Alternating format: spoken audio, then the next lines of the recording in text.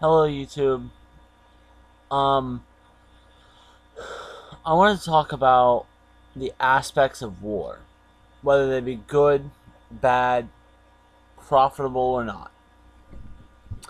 I've put up a few websites here, and I'm gonna read off. Now the aspects of war. It is an interesting question because many people assume that war has only negative aspects. War has been famously described as diplomacy by other means. When two or more nations have a disagreement that they are unable to resolve by means of diplomatic negotiations, then war is, well, the remaining option by which they can resolve the disagreement. Although, of course, they can also simply leave the disagreement unresolved by agreeing to disagree. War settles issues, though. That is a positive aspect. Although war does so at an extremely high cost, both in money and in lives, which is a negative aspect of war. To just give one example of this, there was once a lot of disagreement in the U.S. over the issue of slavery. Okay, slavery.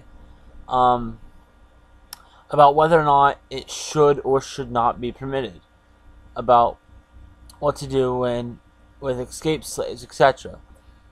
And all of that was settled in a very final war by a very final way by the Civil War. So that slavery is no longer an issue in the U.S., but 500,000 Americans died in the process of settling that issue. That's a positive aspect that we no longer have slavery, but a negative one in the way that we lost over 500,000 lives. I should also note that there are many, many innocent bystanders who are harmed by war.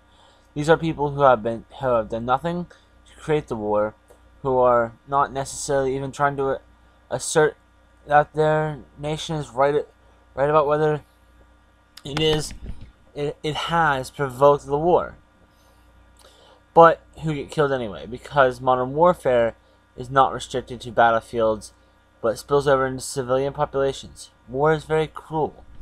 Now, a lot of it has to do with, we'll say, Iraq right now. Oil.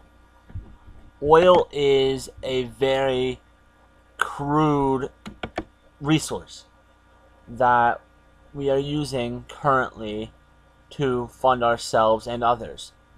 Now, we have the resources that we need with natural gases in America itself. But we just have decided to stay at war with Iraq and Afghan and ISIS and get involved in a civil war over there that we have no need to be in, but we do because of oil.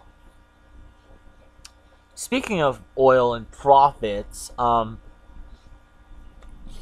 go with, I don't know, I'm thinking World War II.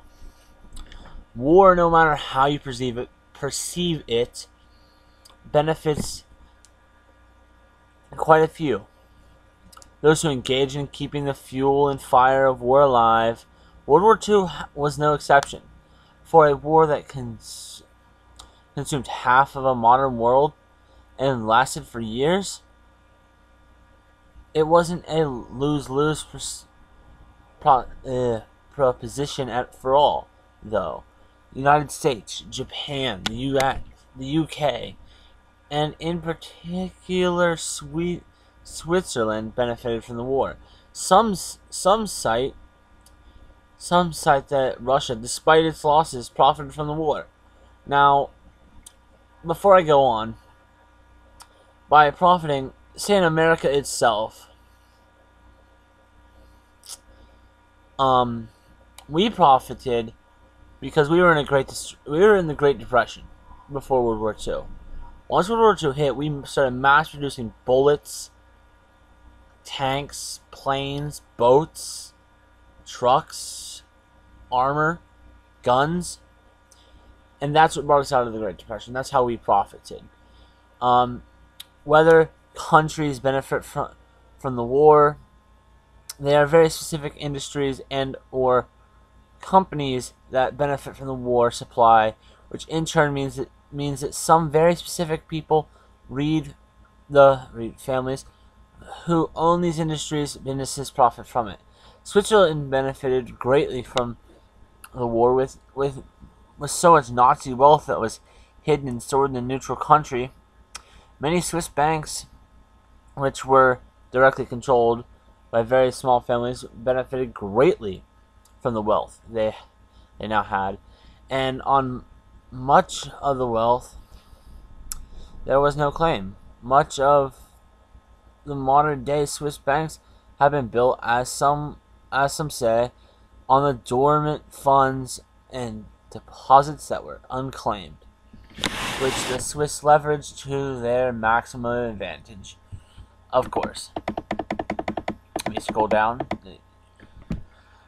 It can be said with some certainty that almost all the banks that were functional during World War II in Switzerland profited in some manner. Hence, all the families behind such banks directly profited. Outside Switzerland, owners, families of corporations like Ford, General Motors, I can't read that one, IBM, Rolls-Royce, Coca-Cola, the American Aviator Quartet, Boeing, Northrop Grumman, and Lockheed benefited greatly. I just some Japanese companies like Mitsubishi. I probably pronounced that way off. Mitsubishi. There you go. Winchester and Colt, both names synonymous with arms and ammunition today, made a killing fortune. No pun intended there, though. With World War II, the Krupp family grew rich beyond belief with their steel industry and their war machinery that they rolled out for Germany. Tanks, battleships, submarines, etc. Same goes for Ernest Hinckel, whose aircraft function factories powered the Nazi airspace. The great American shipbuilder Bath Iron Works profited a lot from the war. At the peak of their production capacity, they were rolling out a destroyer out every 17 days. That's a feat even hard to replicate today. This wasn't done on some patriotic favor, but out of pure economics of war. They were paid to make ships. Likewise, distilleries like Seagram, who used to specialize in alcohol, distilled extensively during the war period for jet fuel and other grades of fuel for the engines that would power the American fleet. These companies did not produce all these products and services based on competitive rates. They charged an arm and a leg for doing what they did, knowing the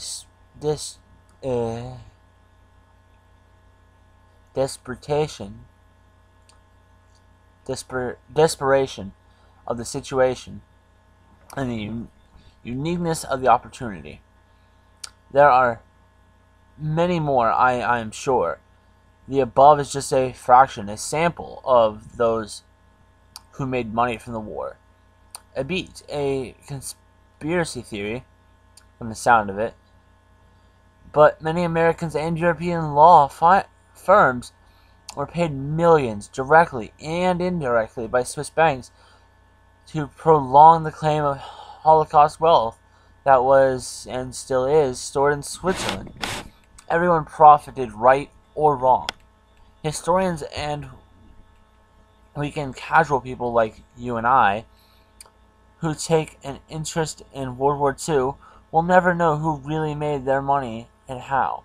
Shifting through the mountains of data and paperwork, the truth from the lies, the known from the unknown, and the fact that fiction is a very difficult task. those who have made money from World War II distance themselves from it. As shocking as it is, it was not just the non-Jews who made money. Jews who recognized the uniqueness of the situation and the gravity of what was happening who profited from this. The likes of John Pierpont Morgan Company, the John Pierpont Morgan Company, and Goldman Sachs Company were not innocent spectators during World War II. They were busy doing what they do best, making money for themselves.